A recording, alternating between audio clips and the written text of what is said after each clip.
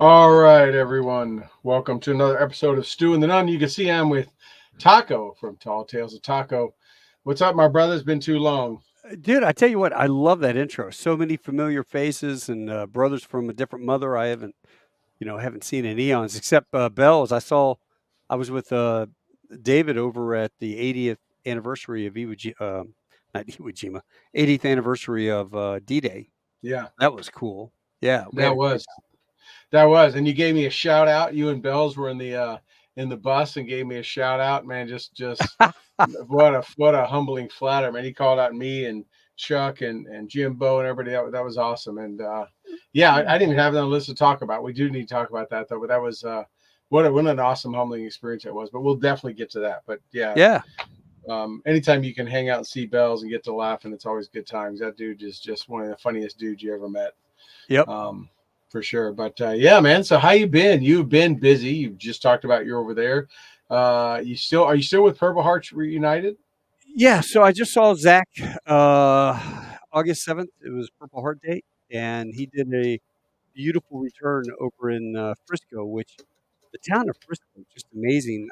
It's an hour and a half drive from my house, but well Yeah, worth it. And those folks really know how to put on a good show, support our vets. great, great indoor gun range over there. I have shot. There's a great gun range in Frisco, like 2 or 3 Is there? story. Yeah, that has a Never been there. restaurant and bar and all that stuff, and they actually make it where you can't go from the bar to the range. You can only go one way, which is probably smart. But Yeah, yeah, it's really good. yeah. But Check your guns at the door. All right, there's that's my it. Kimber hanging up there. That's mine in spot 45. Yeah, no getting on the range if you fail a breathalyzer. But Yeah. yeah, so no, it's good. Yeah, you got a lot going on. So give our listeners, for listeners, viewers who haven't seen or maybe heard you before, have been on here, don't who haven't tuned in your awesome show, Tall Tales of Taco, kind of a little bit of your background and what you I do. Man, I appreciate you. You and I have been friends for a long time, and Bells and I were talking about that, and he turned to his wife and said, I've known Taco before I got the medal. So, like I've known him way before this all happened. And it all went back to when we were mill bloggers back in the day. And, people were craving information about Iraq, what it was like to be deployed and things like that, in Afghanistan as well. Um, so our history goes so far back, it's awesome. And it just has kind of the whole website, thesandgram.com, that sort of went from stories and it was therapy for me, then we got into stolen valor, and we were checking people every 3 days. We were coming up with posers and exposing them on the internet, which was fun and rewarding. But then finally, my wife's like, "All right, man, you keep exposing these guys. What if one of them shows up at the house?" I'm like, "They're not going to show up at the house. They never served. They're a bunch of pussies. Don't worry about Yeah, it." Well, what if they do? And I go, "Honey, you're a better shot than I am." I there mean, you go. she is. She is a better shot. Well, I don't want to have to shoot somebody. I said, "Just drop them, man. Castle law. You're okay. Yeah, Especially if you're you in get out at night. the Free Republic of Texas. Yeah, Damn the straight." yeah, and that was our boy CV, Mark CV was big on that. This ain't hell. I mean, him and a few other And folks John, yeah. John were going after a lot of. I mean, they pretty much I mean, they're kind of like the godfathers of going after stolen valor. I mean, they are Oh, the yeah. ones that made it a thing, right? I would say they influenced the laws that we have today because of those guys. I mean, they were after, and during that time, because of Iraq and Afghanistan and everything, I mean, there were plenty of opportunities for people to, and enough info to find that people could make themselves look legit. You know, they Yeah. could do it, and Yeah, it was crazy. It was crazy back then. People would ask me, why would somebody do this? And I'm like, It's for one of three reasons, right? They're either doing it to impress a chick, they're doing it to try to scam somebody, get a free, discount on a car, or something stupid. Or they're just, you know, crazy. And most of the time they were just crazy. yeah, And you would think that in this day and age, with the internet, you could easily pull up somebody's record. You could pull up a background search on somebody. So, for people to keep doing it, it's just it was crazy. And then John would he literally that I God bless that guy. He would spend so much time researching the details to make sure that he did have it absolutely 100% perfect, and with Mark as well. So that way they couldn't get sued. And as a matter of fact, I remember a lawyer contacted me going, I'm suing you on behalf of my client, Umpty Frats. And I go, oh, really? You mean this guy? And I emailed him back the records that we had. And I said, perhaps you ought to have a heart to heart with your client before you accept this assignment because you're going to look like an idiot in court. Sincerely, Taco Bell. Go F yourself. And I look forward to seeing you in court because then all of this stuff will be entered into the court of record. So, and never heard another word from the lawyer. Uh, Yeah, yeah. yeah, Well, it's interesting. Some guys were good at it. Some guys weren't, right? Some you remember, how many times we've seen those pictures, right, of somebody that has like the entire like everything loaded onto the uniform yeah, of all four branches and all in the wrong place. And you're just like, dude, like you didn't even try. And you went to the local Army Navy store and just bought everything. And then you had other ones that put together a good backstory, put stuff in the right places. And what I seen, and I definitely wasn't doing as much as you and John and CV and Mark and stuff, but you know, one thing I noticed was those guys usually had some kind of connection to the military, even if briefly, right? The right. ones that were really good at it, maybe got chaptered out, maybe did a 3-year tour, whatever. But They knew enough somehow, to be dangerous. yeah, they That was knew it. enough to fool most of the people out there that wouldn't know what to look at, right? Yeah, But under a watchful eye, you could look at it and go, "What's that ribbon? Like, you don't look old enough." I would have, I've got a CIB with a star, right? And there's nobody with CIB with 2 stars anymore, just because the time frames and the way they work out. And yeah. people would come to me and be like, "Oh, I saw a guy with the CIB 2 stars." I'm like, no, you didn't. They're like, "Yeah." And I'm like, let me explain to you how these time periods work and what stars get awarded for. I'm like, there's no way there's alive. Besides being alive, to qualify for something like the combat infantryman's badge in the Army, you have to be in a certain size unit. I'll just to keep it that way without getting too technical, right? You got to be in a certain. You just can't be in the Army. You just can't be an infantry Yeah. guy that just be anywhere. And there's not too many folks that span that time frame that stay at the brigade or low level in the infantry and don't move outside of a brigade, and it just doesn't happen. And you would see guys with 2 stars. You would see guys with as many purple hearts or whatever they could jam on their chest, or silver star. Like, oh, 5 silver stars. Like, thought I'd heard about this. I mean, DOD even runs a database. Like, you can go on a website and check, Yep. right? It's not hard, but what turned worse than that was the people that were trying to rip off poor women and stealing money and that Oh, kind of stuff. And that's what I got pulled into myself, CJ too, back in our good friend CJ Grisham. But I were just to keep it without getting too much detail. I mean, I had a case with FBI had a case with me, and I was working with them for the amount of people that were using my likeness and image, ripping off and robbing from women. It was absolutely crazy how many people were falling for that stuff. oh, God, yeah. And what I loved was how we divided it all out. I did the Marines. You guys would send me Marine cases. Chief Shipley, we gave Don all the poser seals. I had the end with the PJs. You guys did all the Army, and I think we had it all covered from there. All the branches except for Space Force. I was a door gunner on the space shuttle. I Yeah. went around the moon. I engaged 45 aliens.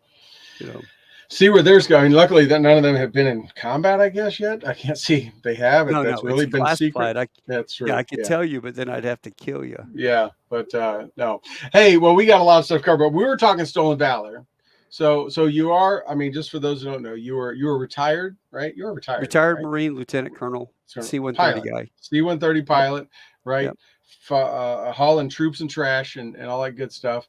You And call, we haul. that's right. You now work for a major airline. You still work with nonprofits, doing great things. We're going to talk about that.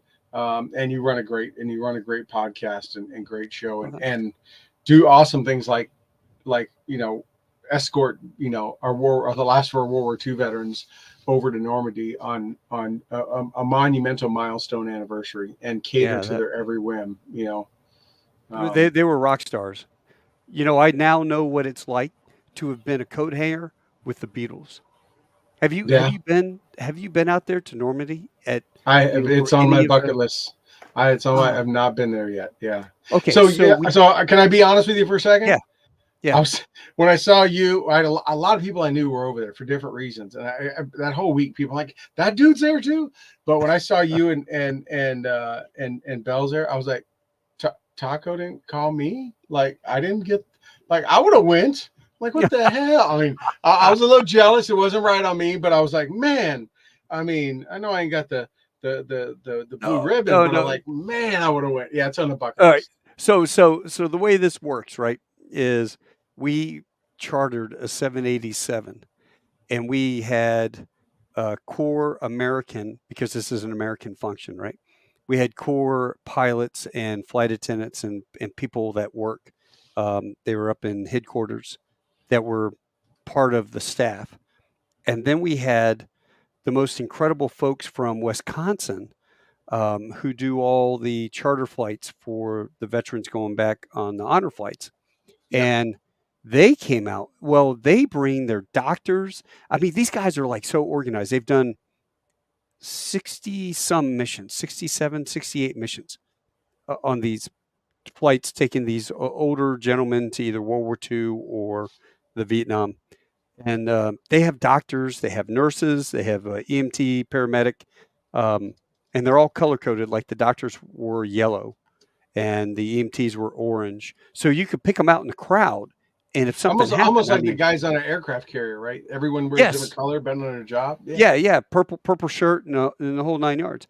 So there's a green shirt guy. He's working, I think, fuel or something like that. But um, yeah, we had all those guys. And what was funny was what's that guy's name? Donnie something. He's a football player. He does he does one of the similar things, and he paired up with Delta. And when we were at the cemetery at Normandy, all you could tell all of our doctors, all of our nurses, they stuck out like sore thumbs on the screen because you could see them. Well, they were administering to everybody, all the World War II folks, not just ours.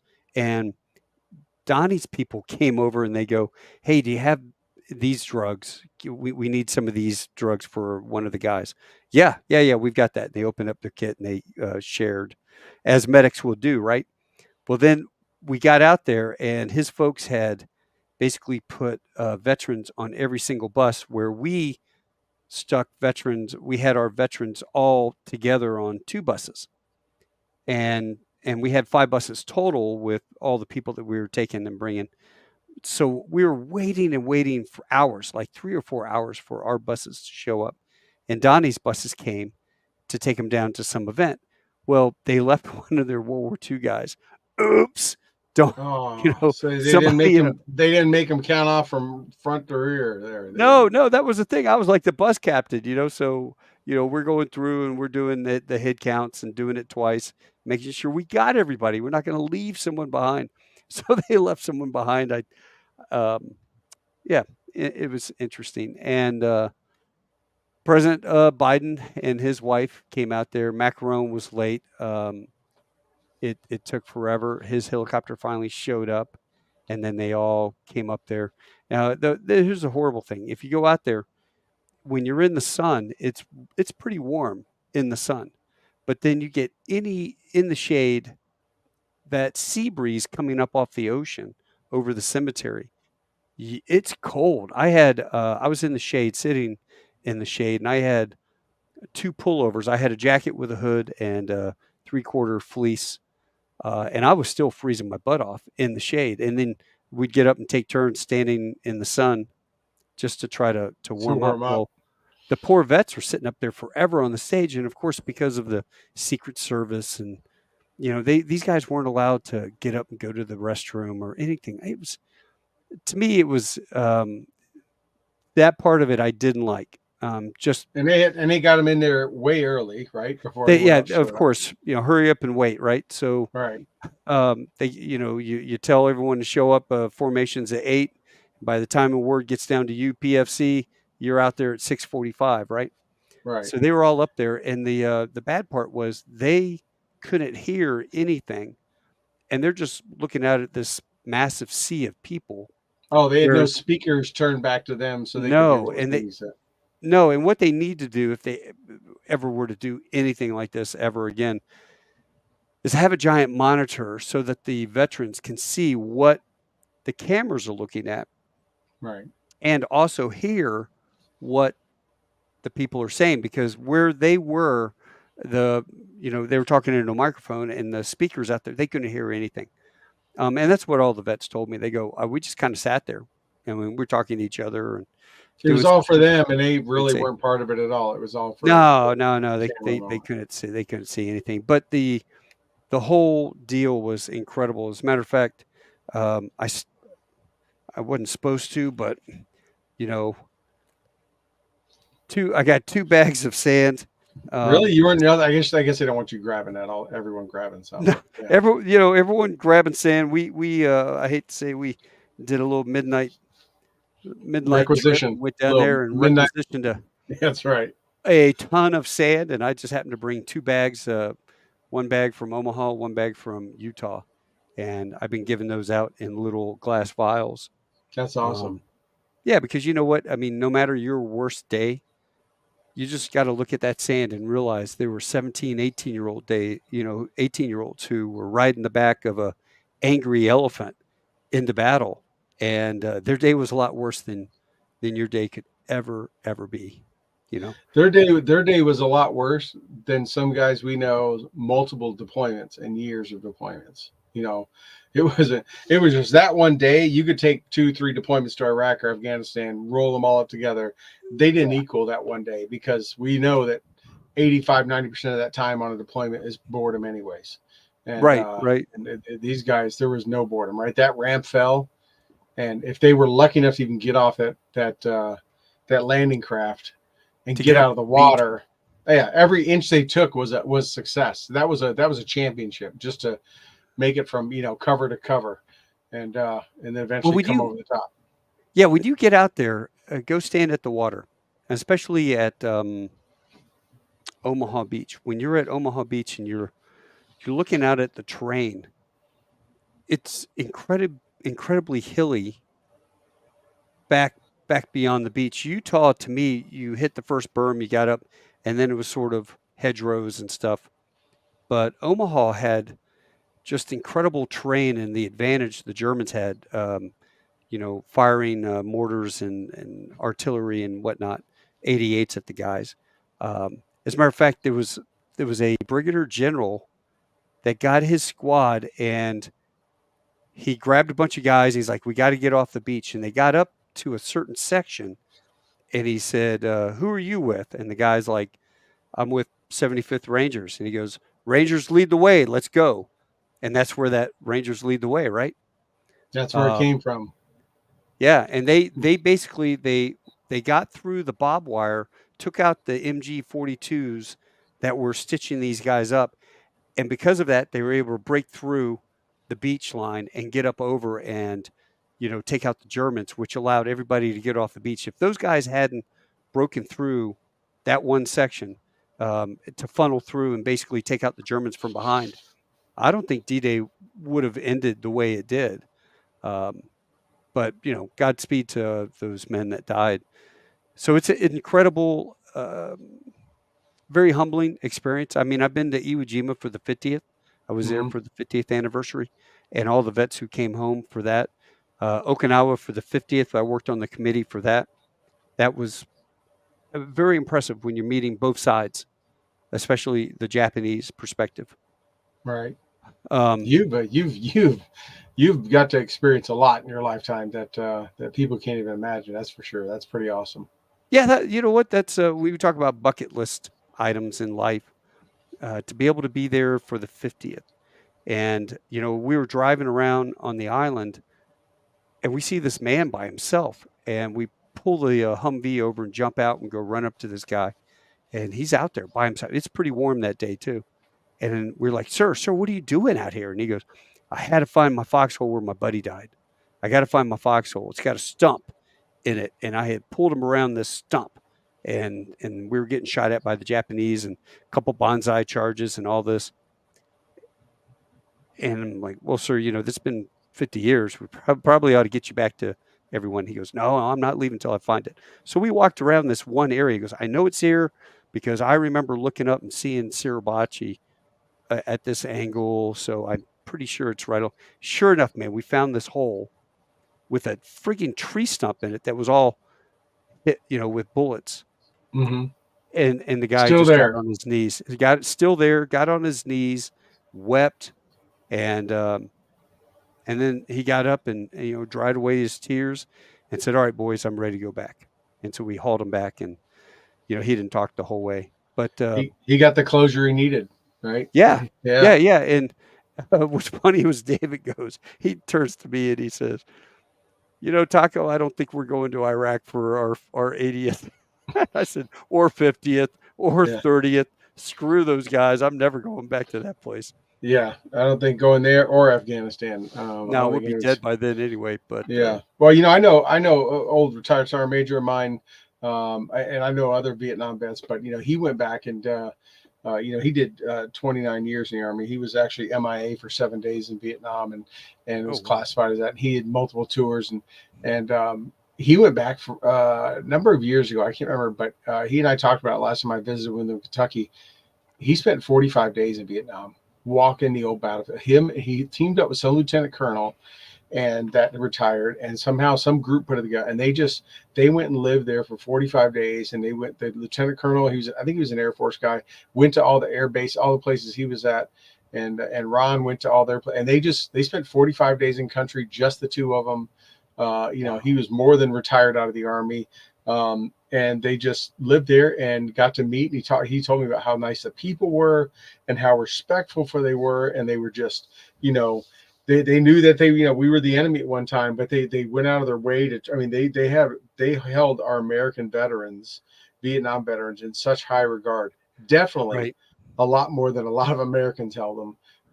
And he told me, he goes, it brought closure. I had to do it. And yeah.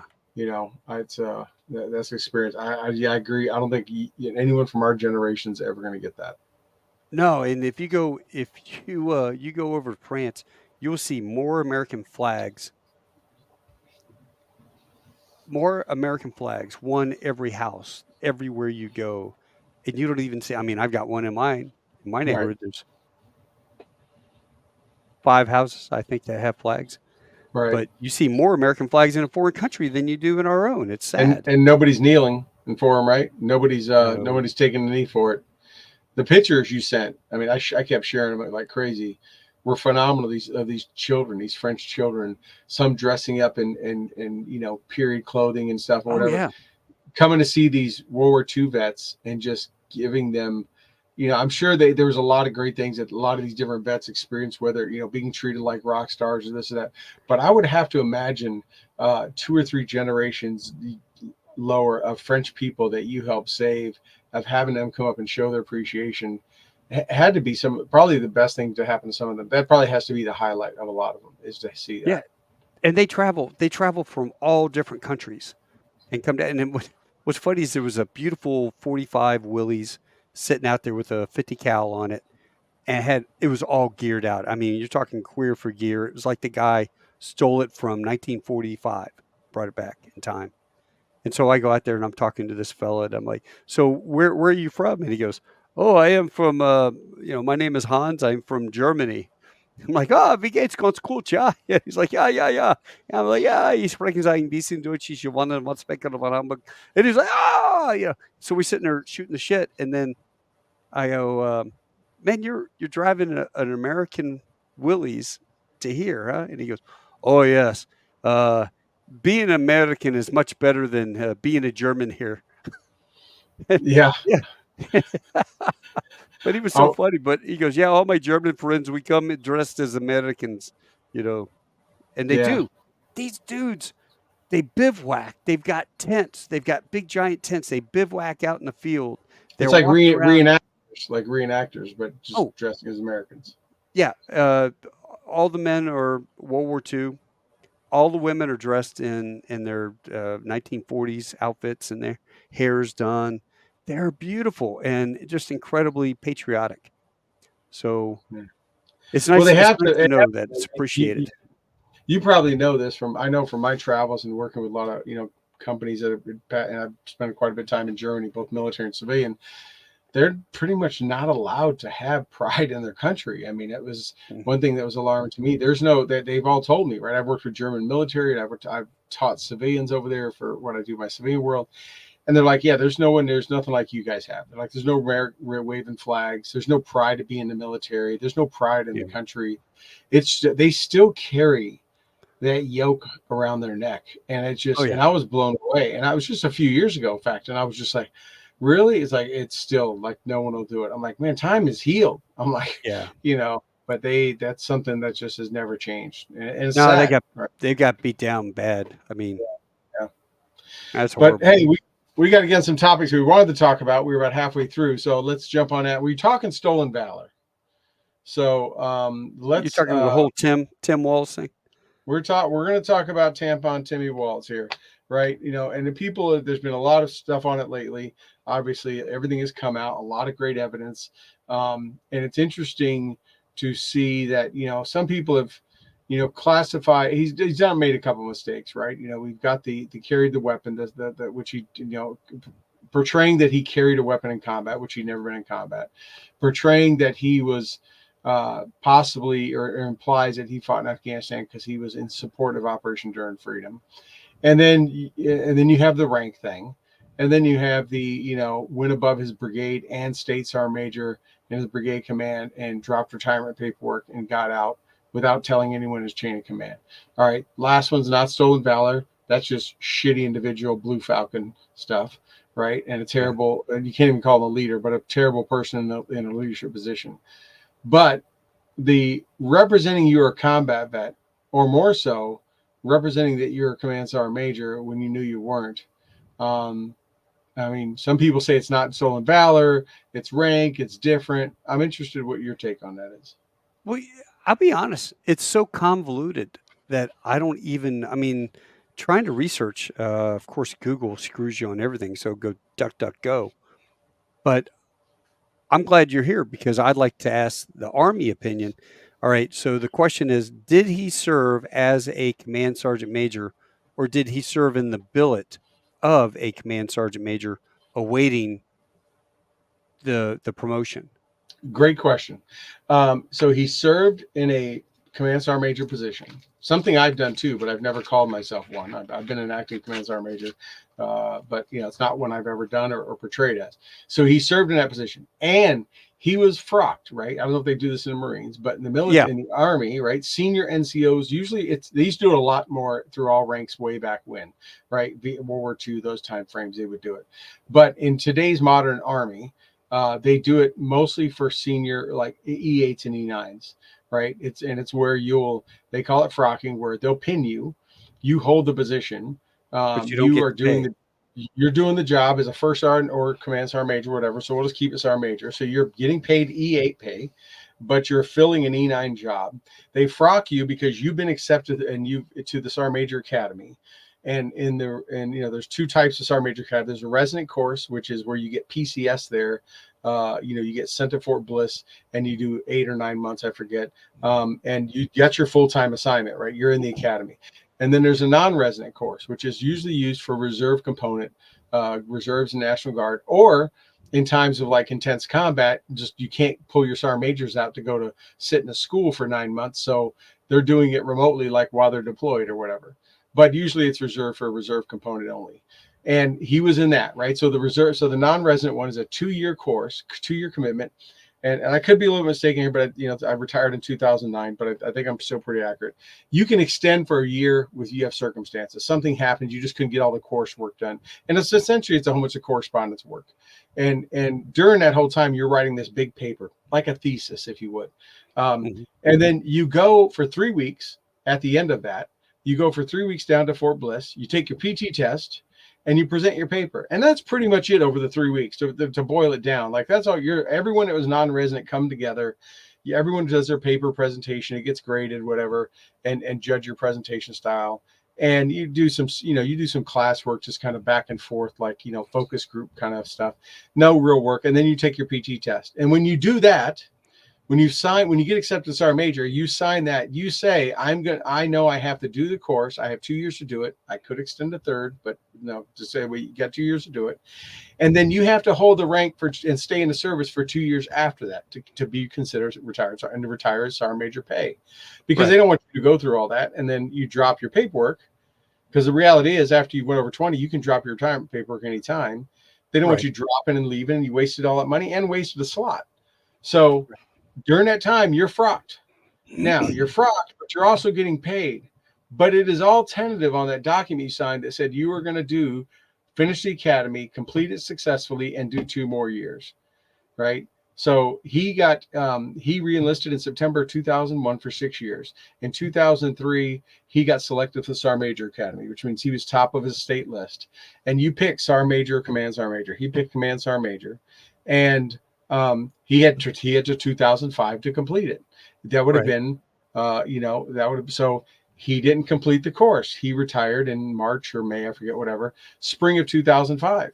Not only did he not make it to the academy or do 2 years after, he never finished all the coursework. He signed the document.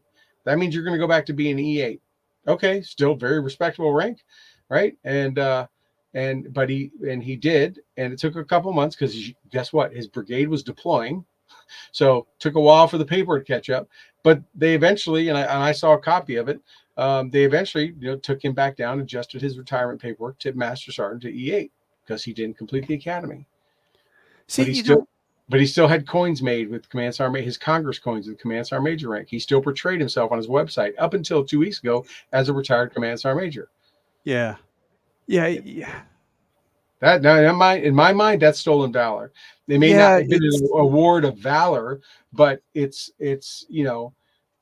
portraying yourself as it's more inflation of your record, sort of like Blumenthal.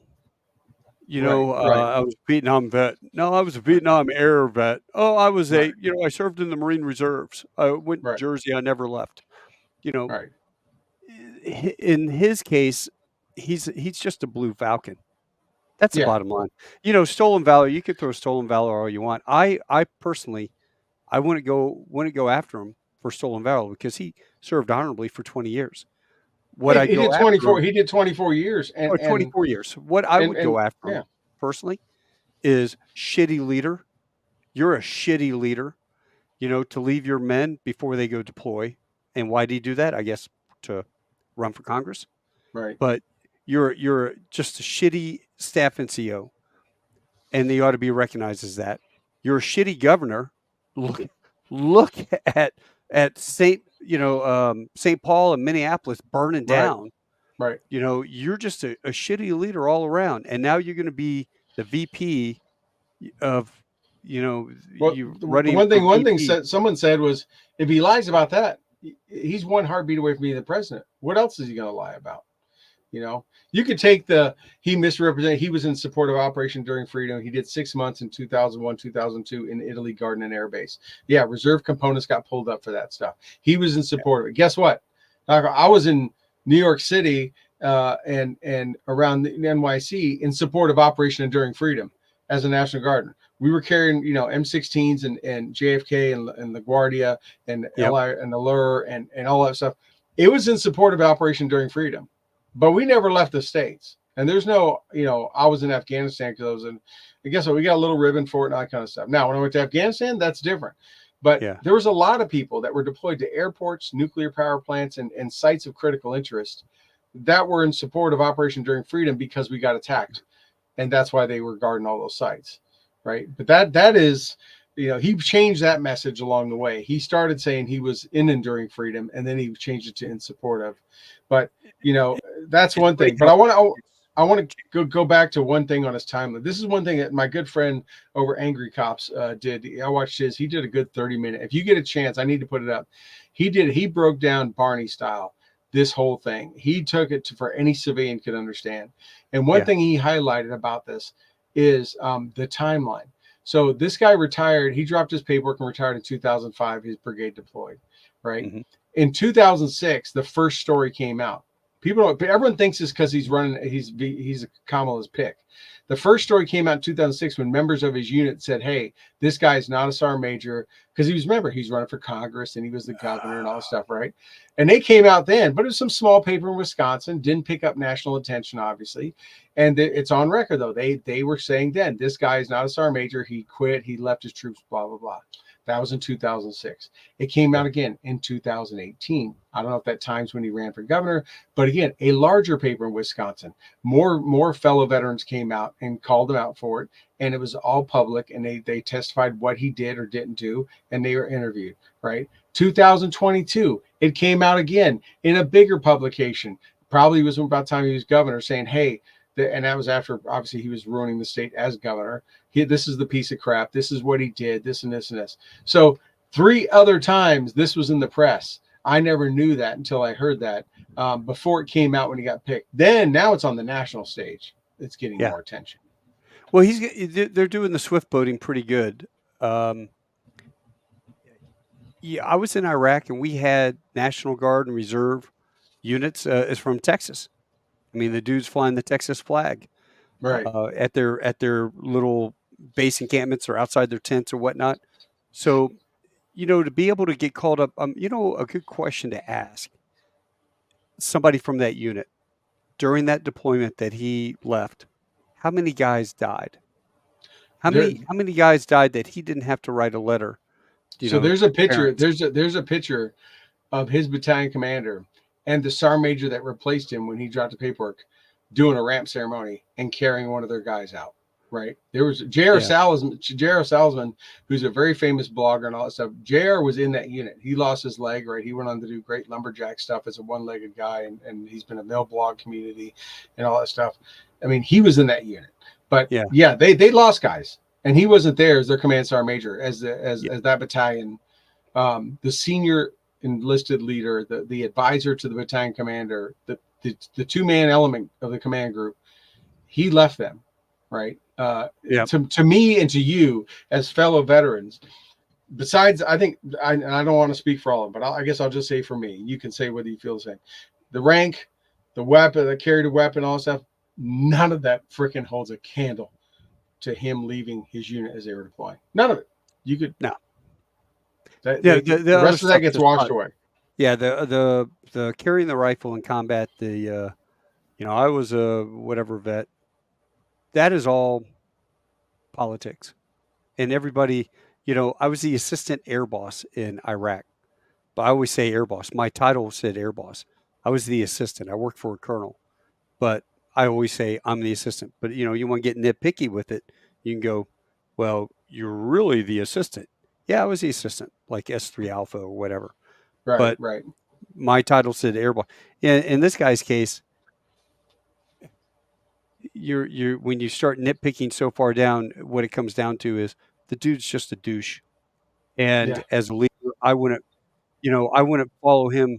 Like Alan West said, would you do it again? Knowing what you're going to get thrown before a board of inquiry and kicked out of the army for shooting a 9mm next to a terrorist head and getting the information he needed to capture the bomb maker. And Alan looks at the board and he says, if it means saving the life of my men, I will run through the gates of hell with an open gas can. That's a leader. Right.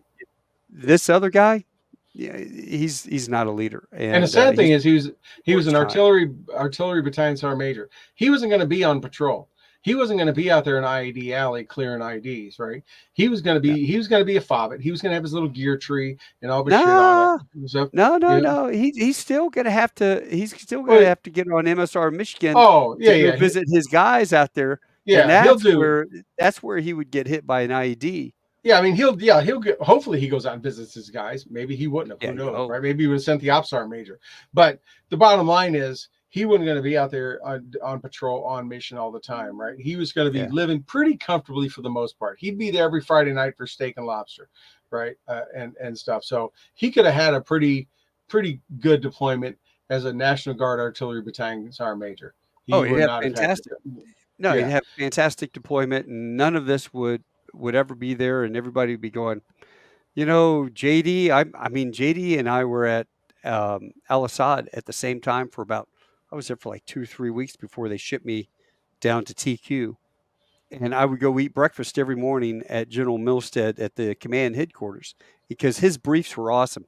He would have the best of, and JD Shop would put all these things together, all the video from the HUD tapes of the Cobras swacking Mhm. bad guys.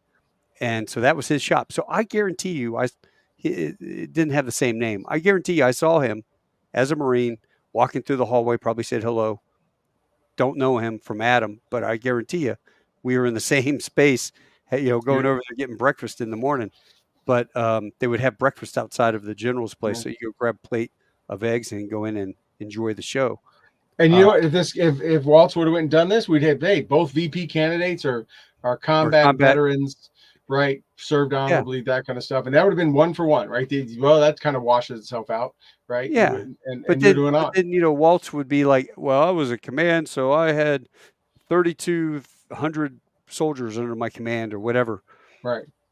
He's to me that whole. I mean, when you look at the politics of everything, first of all, I get tired of listening to the VP Harris say, "On my first day, I will do this, I will do that, I will do this," and I'm thinking, you've already been there 3.5 years. If this is what you're going to do, why aren't you doing it now? Why Yeah. aren't you stopping the press right now and doing this?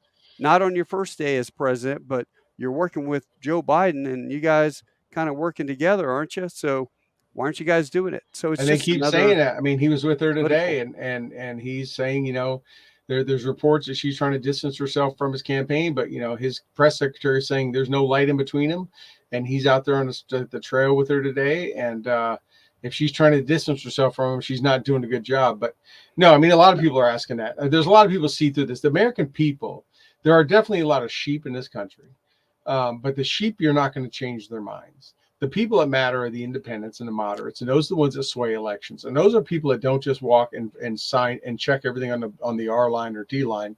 They're the ones that are looking, studying, and paying Yeah, attention to what's happening. You know what they're paying attention to? critical thinking. They're paying attention to what you just said, which is, well, you're there now. Like, why didn't you do anything?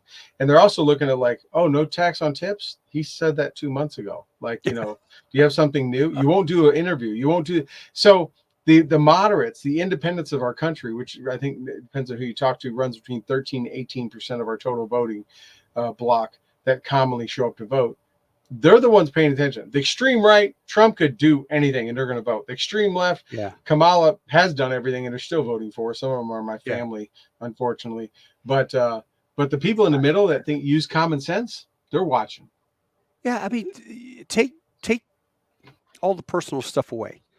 So Trump says some mean stuff, and it's not very presidential. And he did mean tweets, and he's a New Yorker, and he doesn't stand down, and he will fight. And the one thing that guy I always loved about that guy was I followed him back in college in '88. Barbara Walters was doing an interview with him, and it was like, "Are you going to run for president?" He goes, "No, but if I did, I'd win." And I had read The Art of the Deal after that, and I love Donald Trump for his brashness and self confidence. As a Marine, as a soldier, we've got that level of self confidence Right. that others won't achieve. You can't teach it at Wharton Business School. That guy had it. I love that. So I've always kind of admired the guy for that. But do I see the other side of it where people go, "Oh, he's does all these mean tweets and says stuff." What really bothers me about that, and you talk about your family members, mine are the same. I've got a section of family that can't believe I would put his flag up. He's a racist. Well, what do you mean he's a racist? Well, when he was in Charlottesville, he said, no, that's not even correct. And when you Yeah. pull it out and show the actual what he said, it's like, well, that's not what was on CNN. That's what you're being spoon fed. So all of Yeah. the things you really, as a critical thinker, you need to go and dig a little bit deeper, duck, duck, go, maybe not Google. Um, Maybe listen to Elon Musk, every now and then. Check out what that guy's saying, because there's so much stuff out there that how do you separate the wheat from the chaff? And Right. it's difficult. It really is, and I When you fear. look at facts, when you present facts, and people go, okay, but also you don't even have to dig deep to leak some of the facts. You can just do. I mean, there's enough data out there now. Just let's talk economy. Let's talk border. The numbers are there. The numbers don't lie. Let's look at what the prices were of all. I mean, today President Trump came out and did yet another presser, and he was circled by food products, breakfast products, this and that, whatever. And all he talked about was how the prices have changed. Right? We've all talked about the car. The car market has flipped upside down. How most expensive are housing, interest rates, isn't it? Okay, look back to look now. What are you going to blame it on? Look at the border and how many people are coming across, how many gotaways that we think got across, how many terrorists have come through the border back then versus now. You can just present facts, or you can just regurgitate talking points without doing anything deeper than just watching a screen and say, "Oh, that's the way it is."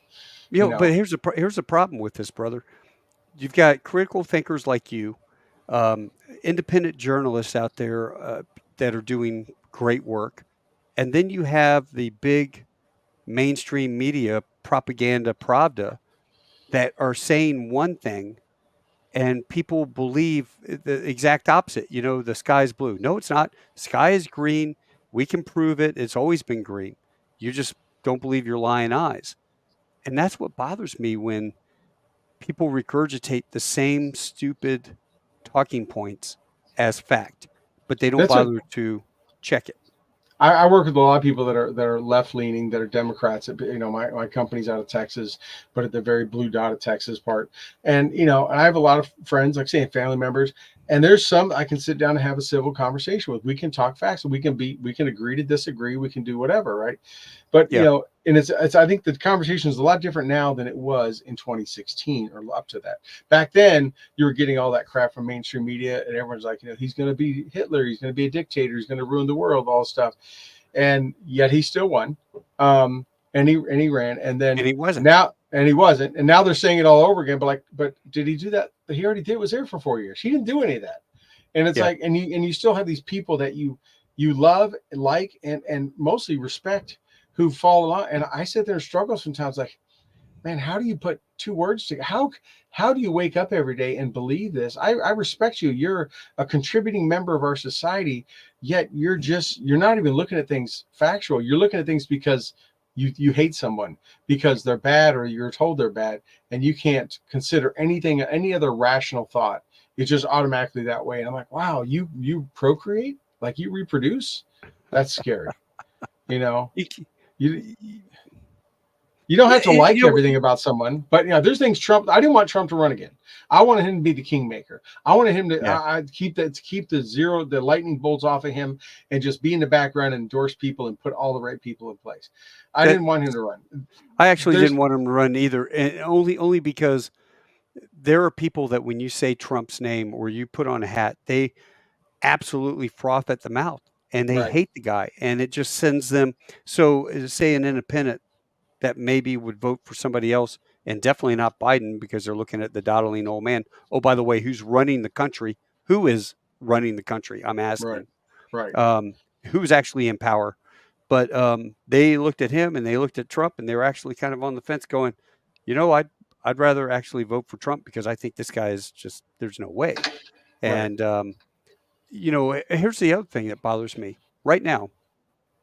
Like we were talking about podcast earlier, I don't monetize my podcast. And the reason why I don't do it is because a big fu to YouTube, who I hate, but uh, I'm too busy to get on and go to Rumble, and I try to set up all this different stuff. I need to hire somebody like to do all that for me. Right. But so if there's somebody out there that is good at making clips and they want me to hire them, I'll hire them because here's what bothers me. Hey, don't steal Rob. He's my unpaid producer. We don't pay him Well, anything. wherever Rob is, I want you, man.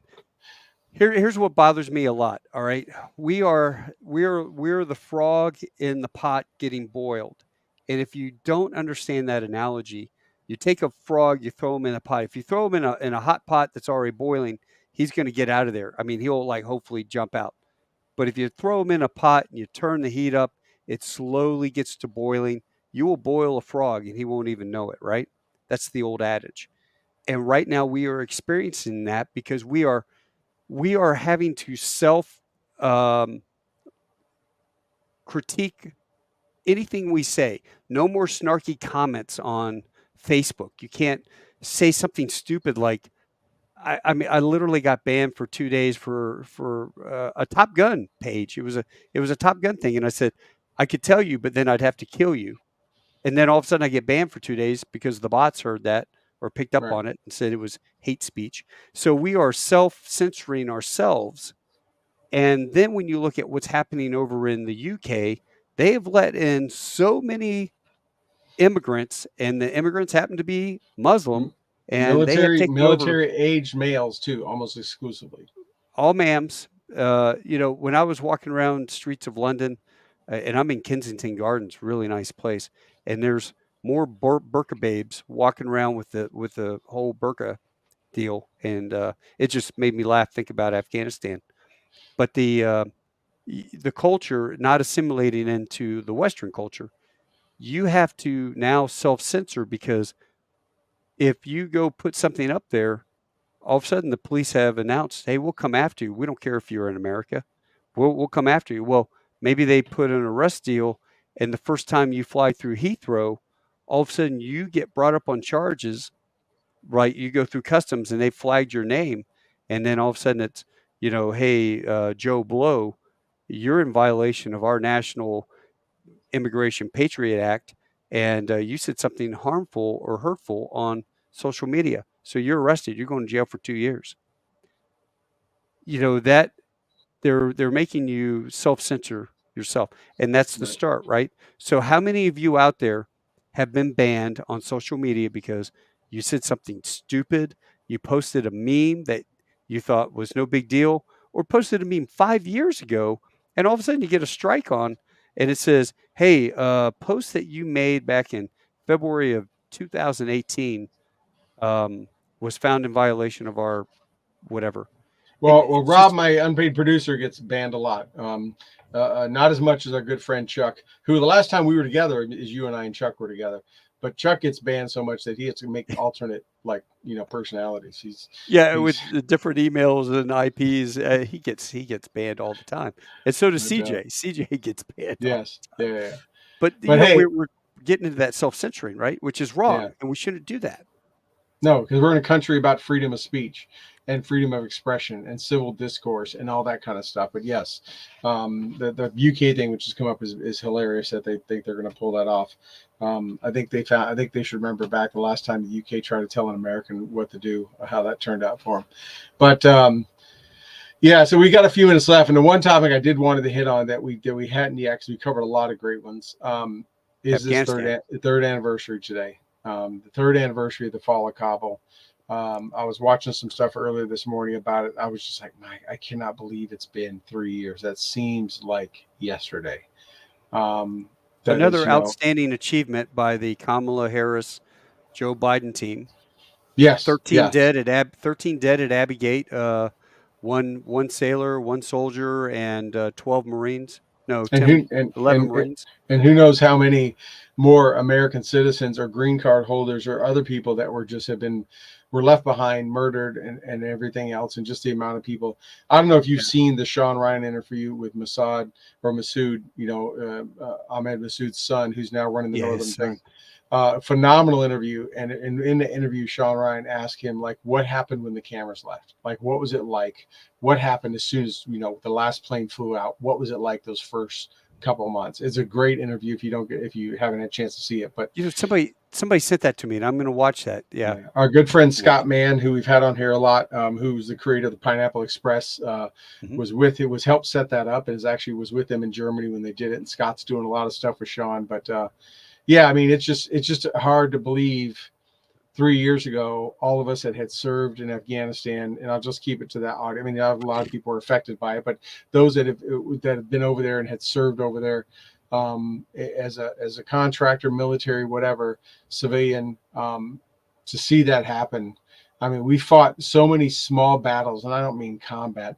I mean just to get a well into a village, to get school supplies into Schools. somewhere, to help secure, to help to go after bad people, all the little things we did every day on mission, and all that stuff we did to contribute, just literally wiped away. And then Gone. this morning we watch a military parade and at the Bagram Air Base of the Taliban doing a full blown military parade like it was Russia in the 80s of all of our equipment, planes, trains, and automobiles, the whole shooting match. It really just kind of brings up a It lot of those hurts. bad feelings. Yeah, You yeah, know what I think? How many died in Iraq? And the Washington Post and USA Today would publicize daily the dead. You know, so and so was killed in Iraq today. So and so was killed. We lost 20, 2,460 guys, something like that. 20, 24, 59, I think is the number, with over 20,000 wounded just in yeah, Afghanistan. And now, you know, was their deaths justified? yeah, yeah. I'm You know, I'm surprised. proud. I'm surprised at how much it affected. I was not surprised how much it affected me and some of those I knew that were over there with me. I was surprised over the last year and a half of veterans I keep running into. Some I knew were over there, I knew from there, or I just found out later, who are still very bad affected by this. That in 2 years, they were, 2.5 years later, people are coming to me. We got talking about it, and they just opening up to me about how much it still hurts them. It's. I don't think we'll ever know how wide that puddle ripple happens. It hurts. And you know what the worst part is? Whew, Jedi mind trick. Nobody remembers it. Nobody remembers the airplanes taking off and, you know, people hanging on to the gear as they're going out, the 13 Americans that were killed.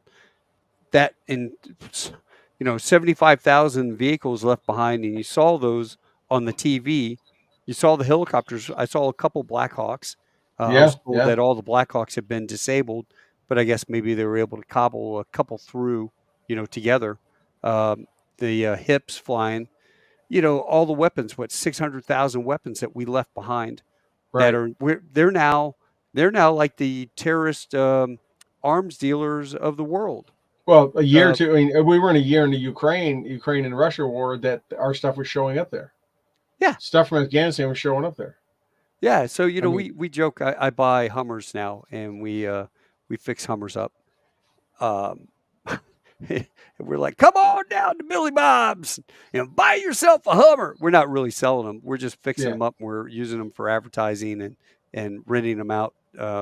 You rent Letting me, letting your I bring boy the Hummer. drive to high school in them. Yeah, Yeah, yeah, yeah. Take the company Hummer. Go to high school first day. there you go. That's the mud truck. Go have fun with Yeah, that.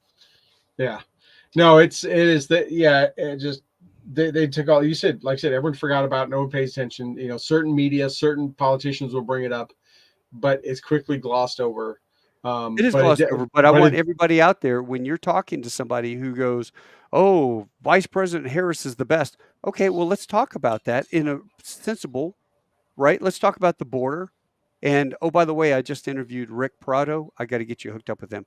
And Rick was talking about the number of illegals coming across the border, the intel that we're getting back then, different times.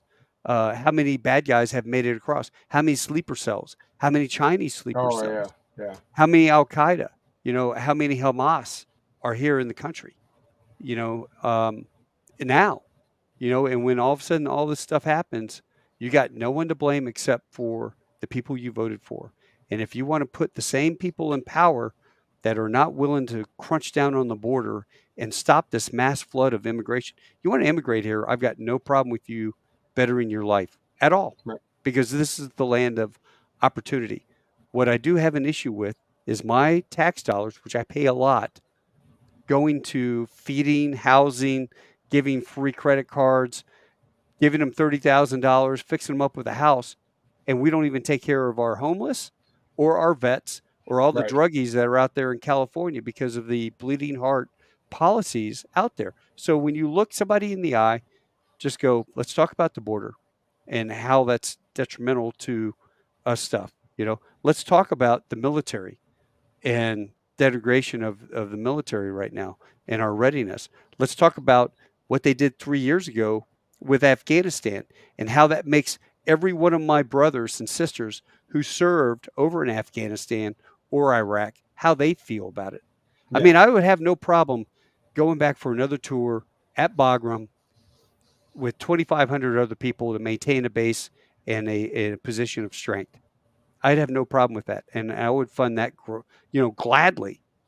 We do Right. that. We're still in Germany after 80 years, by God, right? We're still in We're Japan. still in Korea. We're still And in we're still in Japan. Korea. So how much bullshit in Aviano in Italy? So in England, we still have bases all over the world. Why not one small base in the worst terrorist hotspot that there is? And when these guys flare up and start their little training camps, you know what, brother? I'll tell you what. If I was king for the day back when Bush was, if I was president, I would have not invaded Afghanistan, and I certainly wouldn't have gone into Iraq. That's just me. Knowing what I know now, quarterbacking it, I would have sent B-52s from, um, Louisiana, send them over to Guam, and they would just do nothing but bombing missions in Afghanistan and hitting every target, bomb them back in the Stone Age. And if a couple fall into Pakistan, so be it, because they don't give a crap about that After border. in September 2001, after 9/11, this whole country was unified, saying the same thing: make it a parking lot. Right? Nobody Yeah, cared. There was no liberal beatnik. There was nothing. It was like, take that place off the face of the earth. I can tell you in 2006, we got to get ready to go here. We're a little over time, but in 2006, when my team was about 3/4 of the way our tour, we were saying, yeah, we should have did that. There is nothing worth saving here. And I hate to say that yeah, because there's some great people there, but you can't fight what was going to happen, right? The Afghans always say yeah. the Americans may have the watches, but we have the time, and that's exactly what they demonstrated. You Yeah, know, it's just the graveyard of great empires, civilizations, right, right. empires. Yeah, yeah. We were But just while we were over there, you and I were rearranging the deck chairs on the Titanic. It was yeah, sinking no matter what, and every 7 months, a new group of guys came in.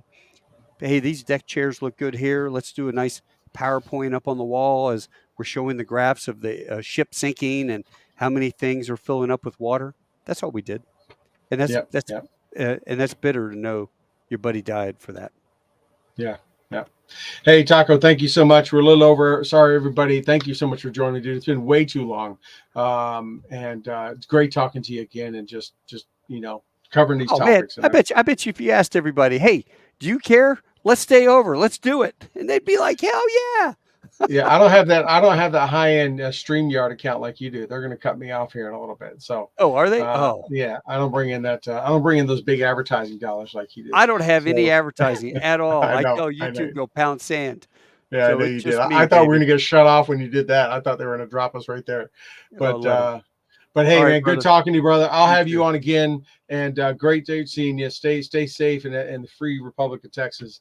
You And bet. And if anybody gets a chance, Tall Tales of Taco Bell, go give me a subscribe and like. I there have you go. That's it. very small. That's All it. right, There's man. it. All right. See you. Have a good See you, night, brother. brother. Bye bye. Bye.